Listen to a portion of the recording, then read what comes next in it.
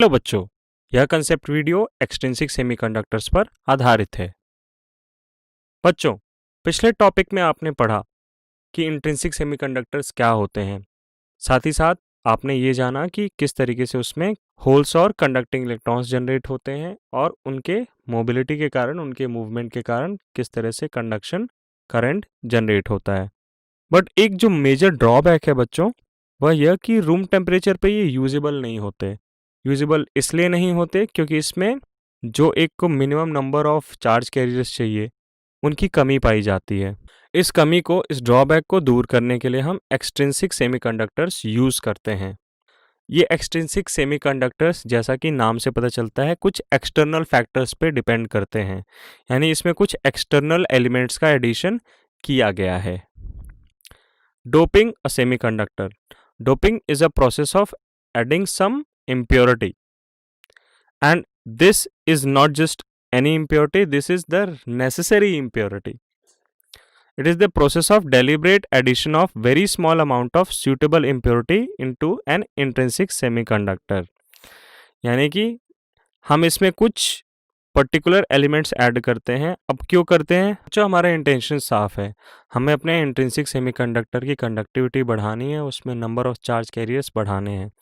इस वजह से हम कुछ इम्प्योरिटी ऐड कर रहे हैं और ये सूटेबल इम्प्योरिटी डोपेंट्स के नाम से जानी जाती है। हम इम्प्योरिटी एटम्स को डोपेंट्स कहते हैं। Due to doping the conductivity of semiconductor is increased manifold. यही हमारा पर्पस था। अब आपको ये देखना है कि किस तरीके से डोपिंग आपके सेमीकंडक्टर की कंडक्टिविटी बढ़ाती है। बट उसके पहले हम ये जान लें कि हमारे डोपेंट्स कितने टाइप के होते हैं। The semiconductor containing impurities known as impure और एक्सट्रिंसिक सेमीकंडक्टर, इसी की हम चर्चा कर रहे हैं। जैसे ही हमने एक्सटर्नल एलिमेंट्स इसमें ऐड कर दिए, ये इंट्रिंसिक से एक्सट्रिंसिक सेमीकंडक्टर हो गया। तो टाइप्स ऑफ डोपेंट, बेसिकली दो टाइप के हम डोपेंट यूज़ करते हैं in order to dope tetravalent silicon और जर्मेनियम। पहला होता है पेंटावेलेंट वैलेंसी। पेंटावेलेंट मतलब वैलेंस इलेक्ट्रॉन्स जिसमें 5 हो। For example phosphorus, antimony, arsenic. इनका इलेक्ट्रॉनिक कन्फिग्रेशन इन्हें अलाउ करता है वैलेंस शेल में 5 इलेक्ट्रॉन्स रखने के लिए। This type of extrinsic semiconductor is known as N type semiconductor. N मतलब नेगेटिव।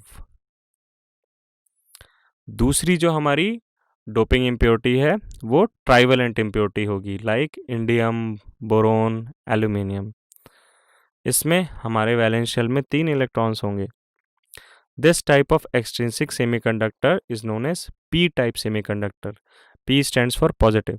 अब आपको हल्का हल्का हिंट लग रहा होगा कि एन उसमें क्यों हुआ, क्योंकि आउटर मोस्ट वैलेंस शेल में 5 इलेक्ट्रॉन थे और टेट्रावेलेंट में ऑलरेडी 4 हैं, तो 5 + 4 9 हो गए, यानी एक एक्सेस इलेक्ट्रॉन होगा और दैट इज़ वाई वहाँ पे नेगेटिव कंट्रीब्यूशन ज़्यादा होगा।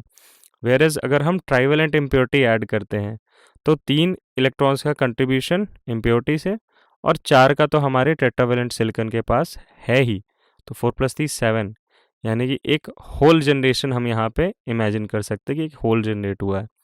तो इस तरीके से इसमें पॉजिटिव चार्ज डोमिनेट कर जाएगा, पॉजिटिव चार्ज कैरियर्स डोमिनेट कर जाएंगे। That is why it is known as P type semiconductor.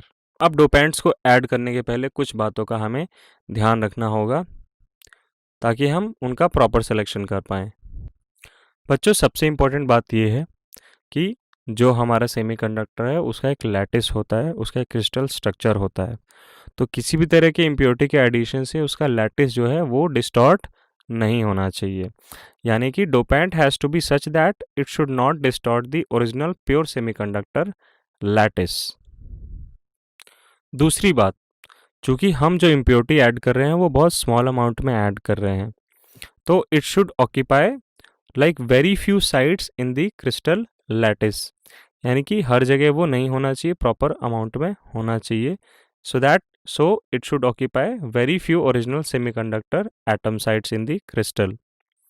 And जो थर्ड सबसे इम्पॉर्टेंट बात यह है कि जो इम्प्योरिटी हम एटम्स ऐड कर रहे हैं अपने ओरिजिनल सेमीकंडक्टर में, उनके एटमिक साइज में बहुत ज़्यादा फर्क नहीं आना चाहिए। So this is also a necessary condition that the sizes of dopant and the semiconductor atom should be nearly the same.